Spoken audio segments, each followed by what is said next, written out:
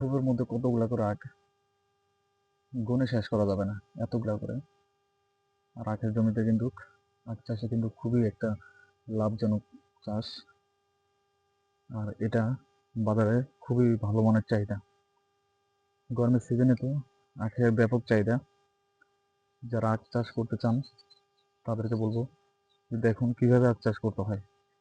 এই যে আখের যে জমি আছে, এখানে আপনার ড্রেনগুলা অনেক নিচে করা হয়, কারণ আখের জমিতে কিন্তু পানির প্রয়োজন কিন্তু বেশি, আর পানির পরিমাণটাও বেশি লাগে। এই কারণে দেখতে পাচ্ছেন বেডগুলো কিন্তু কেমন উঁচা করা হয়েছে। আপনার ড্রেন থেকে নিম্নত 1 হাত উঁচা এরকম কিন্তু বেড করা হয়েছে প্রত্যেকটাতে। এই যে দেখতে পাচ্ছেন প্রত্যেকটাতে কিন্তু বেড অনেকটা উঁচা এবং সমানভাবে। যারা আখ চাষ করতে চান এবং নতুন উদ্যোক্তা যারা আছেন, চাচ্ছেন যে আখ চাষ করবেন, তাদের জন্য আজকের এই ভিডিও।